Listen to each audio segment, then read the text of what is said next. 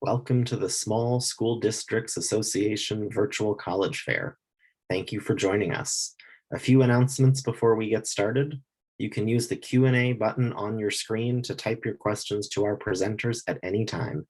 Your camera and microphone are off, so the panelists cannot see or hear you. And this is just one of many different sessions happening as part of this college fair, so please do sign up for more. The presentation is being recorded and will be available within about a week at strivescan.com/SSDA. And just a reminder on today's format, we have 6 institutions who will all speak for about 6 minutes, and then we'll have some time for Q&A. And so now I'd like to turn it over to our presenters, and first up is the College of the Holy Cross. Thanks so much, Matt, and happy to join with all of you here today. So College of the Holy Cross shares something in common with the schools that are here. We consider ourselves to be a small college as well, a small school as well. We sit on the border of liberal arts colleges and Jesuit colleges, some other Jesuit colleges, which you might know throughout the country: Boston College, Georgetown, Santa Clara, Gonzaga, to name a few. And these two traditions really complement each other, in my opinion. The liberal arts education is all about well-rounded individuals and those who can speak well, write well, and think critically, and who can attack the problems that our world is currently facing. And our Jesuit Catholic tradition really focuses quite a lot on service and social justice. So the motto of Holy Cross is forming people for and with others. And there is also this focus on care of the whole person. So thinking about tending to mind, body, and spirit. Our entire student body is about 3,000 students, and we are exclusively focused on undergraduate education. So it's a very focused 4-year experience. Everyone at Holy Cross is pursuing their bachelor's degree. All students enter undeclared, regardless of whether you truly are undecided or you know what you want to do with the rest of your life. You have to be undeclared for at least your first semester, and you have until the end of your sophomore year before you're asked to declare anything at all. We have 41 different majors, 28 minors, 6 concentrations, and 5 career programs. And Holy Cross students tend to be interested in a variety of different subjects. So oftentimes Holy Cross students are pursuing double majors or have some combination of minors, concentrations, and career programs as well.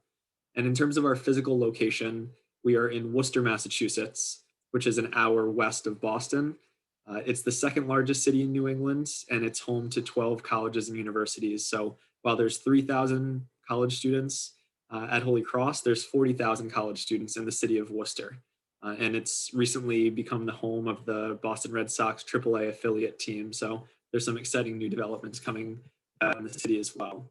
And just wanted to showcase a bit of an aerial view of our campus here. It has a little bit of a Hogwarts feel, I think. If you are a student that's willing to come out to Worcester, Massachusetts, you might have that travel bug. We've been recognized as a school that specializes in long-term study abroad programs, typically taking place during a student's entire junior year. Also recognized as a valuable liberal arts education with a very strong, passionate, and generous alumni network, one of the top Catholic colleges in the world, and a test optional college, one of the best test optional colleges in the country. We've been test optional since 2005 and really put a great deal of emphasis on a student's coursework over 4 years and their personality and their areas of interest as opposed to just standardized testing. We also are a school that has Division I athletics, 13 women's and 12 men's teams. So getting to attend football games in the fall and basketball games in the winter is pretty popular. And we're in the Patriot League for Division I athletics. Law school acceptance rate and medical school acceptance rate are two of the things that we're most well known for. Dr. Anthony Fauci is a graduate of Holy Cross. He went on to Cornell Med School and has really risen to prominence this year and in recent years, fighting the HIV and AIDS pandemic. And we also have engineering programs as well as business programs as well. I wanted to highlight some recent campus construction projects. This is our Contemplative Center, which is about 15 minutes off campus and is home to all of our retreats for both Catholic and non-Catholic students. And this is our newest facility, a recreation and wellness facility that just opened this semester for our students who are not Division I athletes. And coming in the fall, we'll be building and finishing our new Performing Arts Center for all students who are participating in music, theater, dance, and art of any kind. And this is where our campus museum and art gallery will reside. And finally, just wanted to touch on a few elements of our admission process. With us being a school that accepts the common application or the coalition application, no supplemental essays required. Like I said, being a test optional college where all students enter undeclared. And we really value interviews. So I encourage students who are watching this now or watching this later to interview with schools like Holy Cross and to take us up on that offer, to put yourself out there and to introduce yourself. And we are a school also that meets 100% of demonstrated financial need for all admitted students, which is certainly a big consideration when selecting a college. So that's all that I have here today, and hope that you enjoy the rest of the presentations, and my contact information is there for anyone that would like to keep in touch. So thanks so much. Great, thank you so much, Tom. Next up is Merrimack College. Hi there, thank you so much for joining us today. My name is Jasmine Garver and I am an admission counselor here at Merrimack. I'm also a double grad, so I am a very proud alum of the college. So I'm excited to share some information with you today about Merrimack. So to get us kicked off, here we have a photo of our campus. We are about 30 minutes north of Boston and about 20 minutes south of New Hampshire. So we're right centrally located in New England. We're right on the line of North Andover and Andover. So it's a very suburban area. There's restaurants, shops, neighborhoods around us. It's definitely not in the middle of nowhere, but also not in a super urban environment either. During my time at Merrimack, I really enjoyed that our campus was all on one piece of land, so everything is really easily accessible when you need to get to places. We are also about a mile away from the T station, so if you wanted to get into the city, into Boston, that's definitely a possibility too. So overall, we have about 4,000 undergrad students and about 1,200 grad students. So we're not too small anymore, but we're not really big either. I think that we found our sweet spot in the sense that we're able to offer that big school feel while having personalized connections for our students. We are a Catholic Augustinian school, but you don't need to be Catholic to be a student with us. Here at Merrimack, we do have students of all different religious backgrounds, but that truly set the foundation for who we are on our campus in terms of our commitment to service, our commitment to knowledge and community, not just our community here at Merrimack, but the surrounding communities around us as well. And over the 4 years, you will have one religious component in your education, and that is to take one course. Aside from that, you're not required to participate in anything else, but we do offer mass every day. We offer service opportunities and clubs and organizations too. In terms of our student body, you'll see a gender breakdown here, but we do have students of all different gender identities.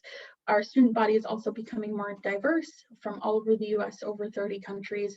We also have about 18% students of color on campus, so we're really proud that we're able to continue supporting students of all different backgrounds and increasing diversity on our campus. In terms of the social side of things, we do have Division I athletics across the board. We're a part of the Northeast Conference, so there's a lot of passion surrounding athletics here at Merrimack. We also have club sports, which are still really competitive, and intramurals too. And then on the flip side, we do have over 60 clubs and activities for students to get involved in. So speaking from my past experience, we are a very active campus. Our students are involved, and they are always doing one thing or the other on campus. In terms of academics, our average class size is 22, and we have a student to faculty ratio of 15:1. We are a liberal arts college at our core, but we do have over 100 programs for students to choose from within 5 different schools. Some of our most recent adds is our nursing program, our neuroscience program, our music, and our data science program. So there's really something for everybody. Here we have a glance at our most recent class that came in. You'll see their profile, where they came from, their academics. I like to point out the academic profile. You'll note that we have a range from a 4.0 to below 2.5. So we really take a holistic approach in our application process, and we really want to get to know who a student is. We believe that a student is much more than their grades or the classes that they took. So we really take care in looking at who you are as a person. For our application process, we are on the Common App or the Merrimack application. There is no fee to apply, and we just require a few documents, the high school transcript and the secondary school report, and one letter of recommendation. We are test optional, and we won't use those testing scores in our application process, so don't feel stressed and feel the need to send those scores in. The only exception to that is our nursing program, which does require testing scores. In addition, our nursing applicants do need to send in an additional letter of recommendation. You'll see our decision pathways on the left-hand side. Aside from early decision, we do not have any differences between our pathways. There's no difference in scholarshiping or housing or anything like that. We wanted to give students the opportunity to use more time on their application or apply sooner to hear back from us sooner. So feel free to use the pathway that works best for your situation. In terms of financial aid, every student that applies is automatically considered for our institutional aid. There's nothing else that you have to do for that. And 99% of our incoming students do receive some form of grant or scholarship. Additionally, we do offer federal aid with the FAFSA application, which opens every year on October 1st. So feel free to add Merrimack to that as well. So don't let the sticker price scare you. No student ever pays that price. On average, a typical student will pay the two bottom right-hand numbers. So that is it generally for the information that I have today. I will just add that we are offering in-person visits for folks who feel safe to come to campus. We are taking all the measures in place to ensure social distancing and the safety of all people who are visiting. We are also offering a lot of virtual options as well, so definitely check us out on our website. And I will hand it back over to Matt. Excellent, thanks so much. Next up is Simmons University. Great. Oops, sorry about that. All right, so before I jump in and kind of give you the quick breakdown of Simmons University, I think it's important to first talk about our history and kind of how that shapes our education and what makes us particularly unique in the Boston area. So Simmons was founded in 1899 by the will of a man named John Simmons. John Simmons was particularly well known in the Boston area for moving moving us to a standardized sizing system in clothing in suits. So he spent a great deal of his time as a clothing manufacturer. And when he passed away, he really wanted to give credit to a lot of the women that helped him build his wealth over his years in Boston. Because women were serving as seamstresses for him, they had to produce a lot more clothing to be able to meet the demand that standardized sizing really created. So when he passed away, he put aside all of his money to create a university that was specifically designed to give women not only a liberal arts education, but he wanted them to be empowered with professional skill sets that they could carry on into the workplace and really be able to support themselves individually, which you can see in his will. He basically wanted women to be able to acquire an independent livelihood. So today, Simmons is a women-centered university, which means that we are inclusive to women, trans, and non-binary students. So if you do identify as either or any of those, then you might want to take a look at the women-centered education a little bit more. Simmons is located right in the Boston area. We are just this campus little right here, and you can see the downtown area in the backdrop with the nice green space. Boston itself is a fairly small city, but it is a very highly populated city of college students. So about a fourth of the population are college students throughout the year. So I like to say that Simmons is situated in America's college town. So if you are looking to kind of go into a city environment, a more metropolitan area, but you want to also have kind of a classic college experience, I think Boston kind of is the best of both worlds there. Not only do you have a bunch of different college students in the city, but there's plenty of things that you can do on the weekend that are within a ride on public transportation and kind of within the greater Boston area. To give you a quick overview of what Simmons is all about, we are a very small university, so we have about 1,800 students overall, with about 4,800 graduate students, which are mostly online, so that does not impact your undergraduate experience at Simmons. We have about an 8-to-1 student to faculty ratio. So you can pretty much guarantee that you're going to get to know all of your professors. Your classes will not be taught by graduate level students. So you will always have professors leading your classrooms, which is a really great opportunity to really dive deep into your material and to get feedback on a more frequent basis. While we are a small university, we do have a lot of different majors and minors, which I'll talk about on the next page. And we also do see students coming from all over the country. So if you're someone who's not in the New England area, please don't worry. A lot of students come from around the country. All right. At Simmons, we have a lot of different majors and minors, as I mentioned. So you can see those listed, but our most popular majors are definitely our nursing major, our accelerated programs, which you can see on the right-hand side. Those allow you to obtain a master's degree at a faster rate and your bachelor's degree at a faster rate than you might not normally. So if you're interested in any of those, public policy, social work, that might be something to check out. In addition to that, a lot of our STEM majors are really strong at Simmons, in particular because we are a women-centered university. We do seek to empower women in spaces that are predominantly held by men.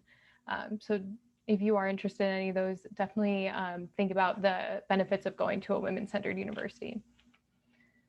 All of our students, as I mentioned in our mission, we really do want to empower our students to have professional skill sets along with their liberal arts education. So with that in mind, all of our students are required to complete some sort of internship experience, research experience.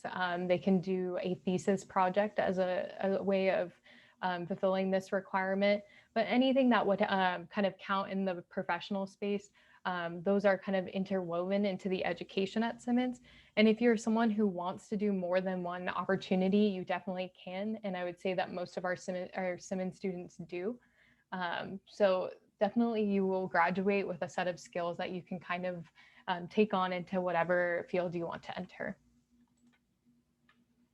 All right, I'm going to quickly go through this and then we'll talk a bit about our admission requirements. If you are considering a women-centered university, I just want to emphasize that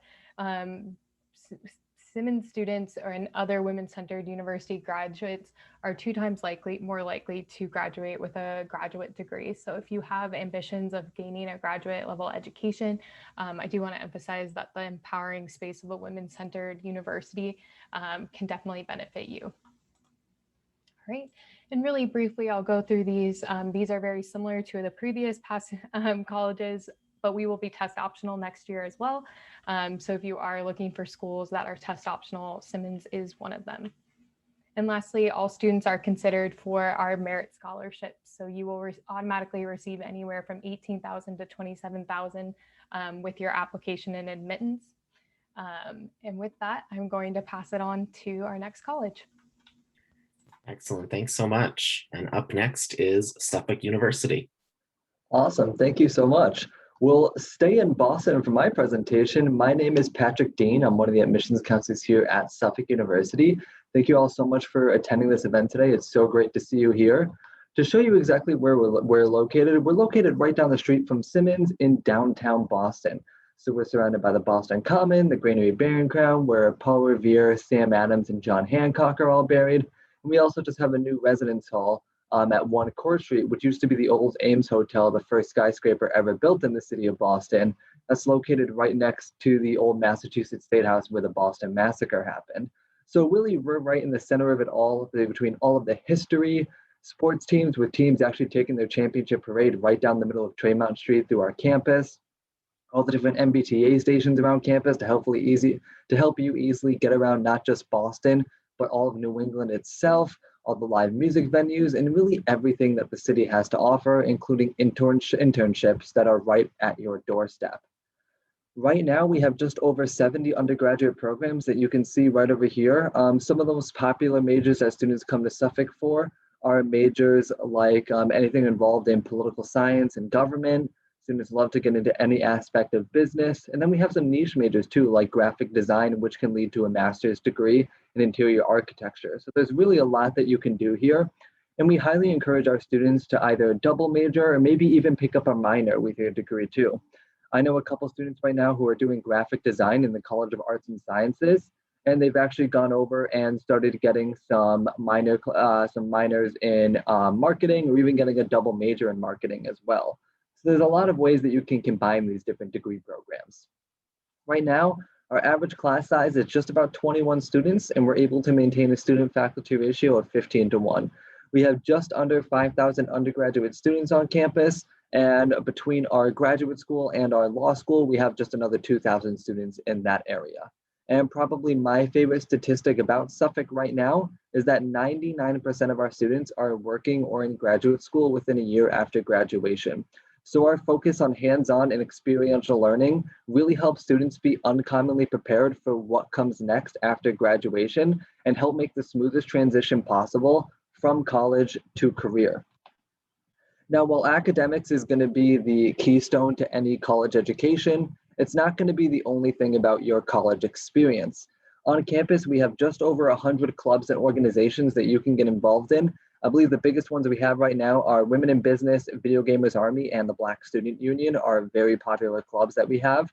And we have a bunch of leadership programs like our Student Government Association that does fantastic work promoting all the clubs that we have on campus, as well as running different events like bringing Post Malone and Tory Lanez to campus respectively for different concerts that we've had in the past and definitely want to continue in the future. We also offer a ton of alternative break trips, like students can go down to DC to work for racial justice and LGBTQ advocacy, and we even send students down to Maryland for that as well. You can even go overseas to Cambodia to work for affordable housing and Habitat for Humanity. And one of my favorite ones, sending students out to the Grand Canyon to work for environmental protection, getting some beautiful sites while actually giving back to the community. We have 19 NCAA Division III teams. We are proud members of the Commonwealth Coastal Conference. Our team started winning a couple championships last year. I know our men's indoor track and field team won the GNAC championship. Our baseball team right over here won the championship recently. And kind of fun fact about us, our women's hockey coach was actually a player in the Buffalo Buttes National Women's Hockey League team, playing in the NWHL bubble, making her the only NCAA coach of any division to play in the National Women's Hockey League at the time. And she was doing a great thing where all shirts sold with her name on it, and all the proceeds that she got was actually being donated back to campus for Suffolk Cares, a great charity that helps students in need and students at risk. So our athletes really try to give back to the campus as much as possible. We also are very well known for opening up the world to our students, one of those opportunities being our very own campus located in Madrid, Spain. Here at Suffolk, you have the opportunity of starting your education in Madrid and studying there for up to 2 years. You can also do a traditional semester abroad, traditional semester, 2 semesters, a summer program. It's very flexible in the options that you have at Madrid. Even though it's located right in the middle of the university district in Madrid, Spain, all classes are going to be taught in English. However, you're absolutely going to be exposed to the Spanish language and the Spanish culture, with so many optional guided tours happening throughout the city at all times. It's also home to our Global Gateway program, where you can take your first year spring break and spend it in Madrid. It's probably the easiest and cheapest way to take spring break abroad, and it's probably the easiest way for you to kind of get your feet wet in an international experience, see if you like traveling overseas, see if you like the Madrid campus, and if you end up falling in love with it, you can go back your sophomore year and study there full time. We're also partnered with over 50 universities all throughout the world. Right now, 19% of our student body is made up of international students, 34% identify as students of color, and we have just over 20 cultural affinity organizations. Much like many of the other schools here, we do take common applications or our own Suffolk application. We need your high school transcript, essay, 1 letter of recommendation, and we are test optional. So if you feel like your test scores do not represent you, you absolutely do not have to submit them. If you want to submit your test scores, we do take them self-reported, so you don't have to go through College Board to send them in. You can take a screenshot of your scores, email them to admissions office directly.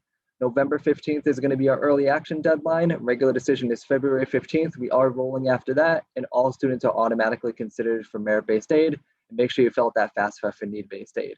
My email is right over here, and I can put it in the chat as well. Thank you so much, and I'll pass it on to the next presenter. Great, thank you very much. And next up is Arcadia University. Well, good afternoon, everyone. My name is Michaela Mitchell. I'm with Arcadia University. I'm going to go ahead and share my screen. So what you're seeing on this lovely screen of mine is our beautiful Grey Towers Castle centered at our campus. You can see it from any point on campus as well as from the highway. It's a beautiful piece of architecture that I get to work in just about every other day. So who are we? We're a small liberal arts university right outside of Philadelphia in a town called Glenside. So what makes us so unique is that we're about 5 minutes over the Philadelphia border, about 25 minutes from downtown Philadelphia. So you get that great balance of being in a nice suburban, quiet area with great restaurants and things to do, but still have access to a major metropolitan city. And so that's like one of my favorite things about where we're placed. We have about 2,100 undergraduate students. So students typically see around 14, 15 average class size. Largest thing you'll see is about 26 to 27 students, and that's your first year seminar or your bio 101, things of that nature, your very base level classes. But what's really amazing is that being a liberal arts university, we have over 65 fields of study, and we make it so easy for students to major, minor, do whatever that they pretty much want to do.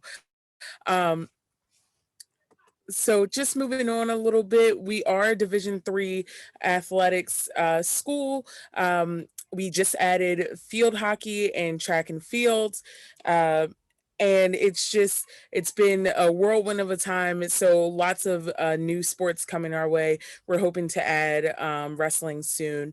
But if you're not very athletic, we have 60 clubs and organizations on campus. So if you want to do ultimate frisbee or go ahead and take a chance and do Pora Rima or Latin Dance Club or anything like that, there's lots of options for every one of our students. So studying abroad, one of my favorite things about Arcadia is that we've been nationally ranked for the past 10 years for study abroad. You can go as early as freshman year, second semester to London, or you can go as late as your senior year, do all the way up to a full semester, depending on your program.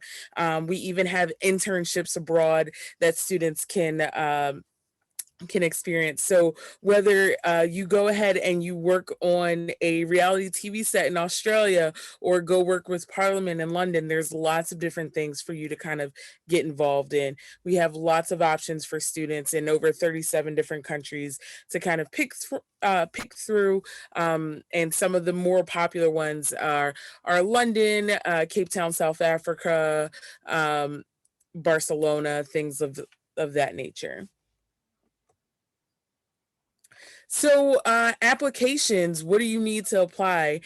So recently this year, Arcadia has become test optional, and that will be going forward indefinitely. So we really just need your completed application, your high school transcripts, and a letter of recommendation. You can submit your SAT or ACT scores, essays, resumes, anything like that, whatever you feel most comfortable submitting. Our big thing is that we're a holistic review campus and we want to get to know you as a student. So when you're submitting these things, the more information you give to us, even if you don't send your SAT or ACT scores, it makes it easier for us to award scholarships and recommend you for certain programs that we have. Now, if you're interested in our BFA in acting / musical theater or interested in our BFA in art, you will have to do an audition or a portfolio review, but those are just additional pieces if that's something you're interested in. But we are on rolling admissions and we're taking applications consistently, and we typically have around a 4 to 6 week turnaround depending on what time of year you're submitting your application. All right, and that's all I have for you today. If you guys have any questions or anything like that, drop that in the chat. And thanks so much for having me today. Excellent. Thanks very much. And next up is Bryn Mawr College.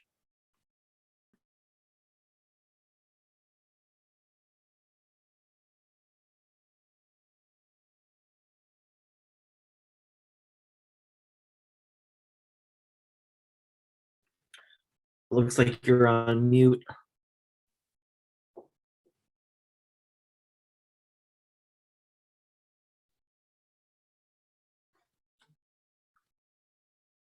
And I still can't hear you. Is anyone else? I can't hear her.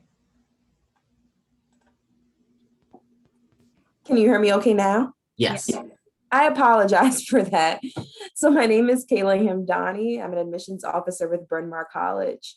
Bryn Mawr College is a selective liberal arts college for women of around 1,300 students located in Bryn Mawr, Pennsylvania, which is a short ride away from an amazing large city, Philadelphia. So it really expands the variety of opportunities available.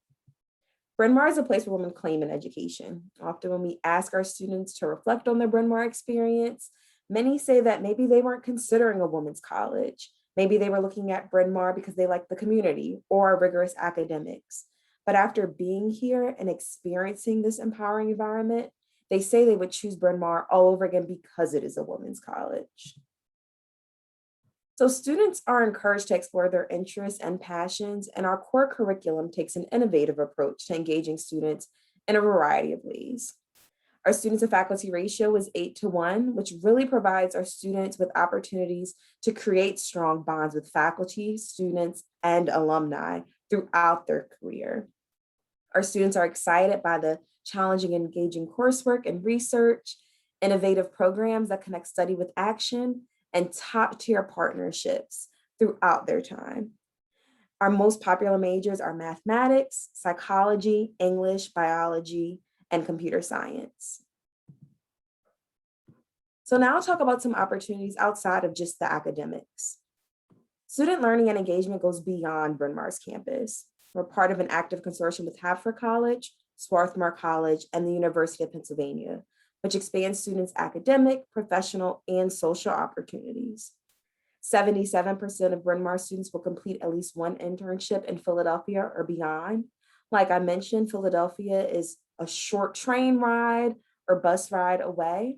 However, we're also in close proximity to some other major cities, such as New York City. Some students decide to take advantage of opportunities in DC, and these opportunities are taken advantage of whether it be during the academic year or during one of the breaks. We also have 20 combined degree programs, most of which allow students to earn their undergraduate and graduate degree in a shorter amount of time. We also offer more than 90 pre-approved study abroad programs, in addition to summer abroad and 360-degree experience. We like to say our students are leaders because at women's colleges, women's leadership is not the exception, it's the norm. Every position of power and opportunity is available to women. From our self-government association, which is the oldest in the country, to research opportunities and internships, our students are actively engaged in problem solving and affecting change.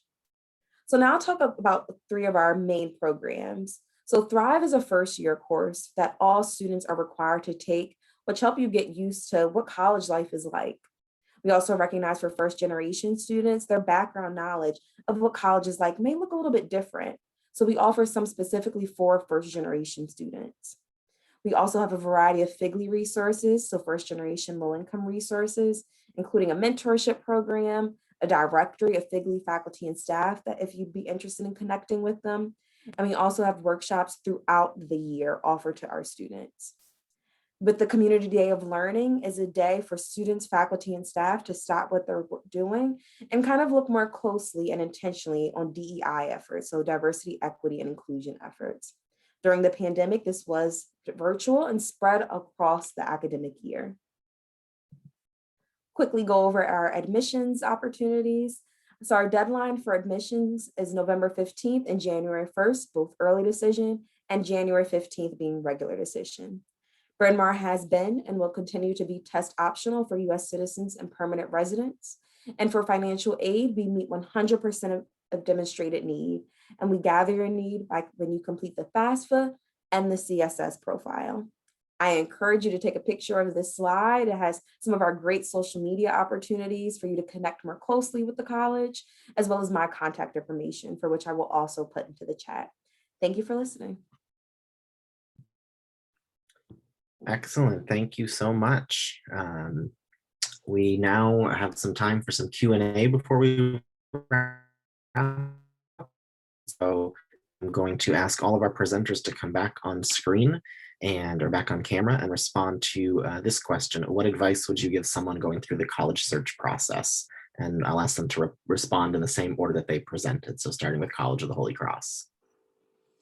Yeah, this is certainly something that I think a lot about in my job, how to demystify the process and make this more enjoyable for students. So my advice, and maybe a little bit easier said than done, is just to keep your circle small and to think about the people that you actually want their opinion on the college search, and to give yourself permission, not necessarily to have to answer the questions of every aunt and uncle and person in the grocery store that you run into, and just set aside time with your parents, guardians, close friends to talk about college, but not to make it dominate your life over the course of the next year. I would add, when you're thinking through the college process, really think about the fit of a school. When you're visiting, when you're looking at college websites, think about, can I picture myself there? Can I have a sense of belonging in that community? Because if you're not happy at a school, it will definitely affect all other aspects of your life. So you want to make sure that you have that fit. I think one thing I'd really add that's more unique to this year, but because there are some options to visit campuses, but they're limited in some capacity, I would say take advantage of the fact that so many universities have shifted to having a whole array of virtual options that you can take advantage of no matter where you are in the country. You can, here alone, you saw all of New England practically and Pennsylvania, but definitely take advantage of the fact that you can go from Washington State to Florida in one day. And all of these schools are offering virtual options. So it could be just general info sessions. It's one-on-ones with admission counselors. Don't be afraid to kind of like cast your net wide this summer. If you are a junior or even younger, just see what the options are, see what all of the different financing options are and all of that, just to see what's out there that you might not have been able to do prior to the pandemic. Probably one of my biggest pieces of advice is reach out to your admission counselor. We're here to help you as much as we can. I always joke with my supervisor that we're admission counselors, not rejection counselors. So we're here to help you through the whole process and really be that voice for you, be that contact that you have at a university, and just help you with any questions that you have. So please, please, please never hesitate to reach out to your admission counselor. One of my biggest piece, especially coming from someone who applied to more colleges than they should have, is to make a list in a spreadsheet, go in Excel, put all your college's information in, write down these deadlines and things that you should be doing, and mark who you've seen and who you haven't seen. I know it seems like a whole extra process, but it'll, one, keep you organized, and two, at a time when you're doing everything online and all this information is coming at you, it makes it so much easier to just be able to write it down, put in a box saying, hey, I saw this school, or hey, I found out that they're test optional, but only for this year and they require X, Y, and Z. Like, this will help you keep organized, because we hear so much information, it's so easy to forget after you've talked to someone. My piece of advice would be to have patience with yourself. It's okay to take a moment to just breathe, to step away from the computer, to step away from college applications, and just have some fun and take a moment to yourself. It will still be there when you get back to it. And sometimes clearing your mind is helpful when you're kind of focused on an application. It can become overwhelming. So take a break away from it, come back later. Great. Thank you all so much. Our next question is, what is your favorite event or tradition on campus? This is a favorite question that I get from students, and would recommend that you ask it of those that you speak to at different colleges and universities, because I think it says a lot about student life and culture. I know it's getting warm out in many parts of the country, so I'm sorry to bring you back to cold times, but I think one of my favorite times of Holy Cross is right around Christmas, as students are bogged down with studying for finals and are just looking for any chance to get that break that Kayla was just talking about. We have lessons and carols and a Christmas tree lighting ceremony where everyone gathers together with some hot cocoa or coffee and takes a break from the library and joins together for some song and community and to mark the Christmas season or the holiday season in general. So that's a favorite moment for me, and hopefully we'll have some warm weather moments among my other colleagues. For me, as an alumni, I would say my favorite tradition at Merrimack is homecoming weekend.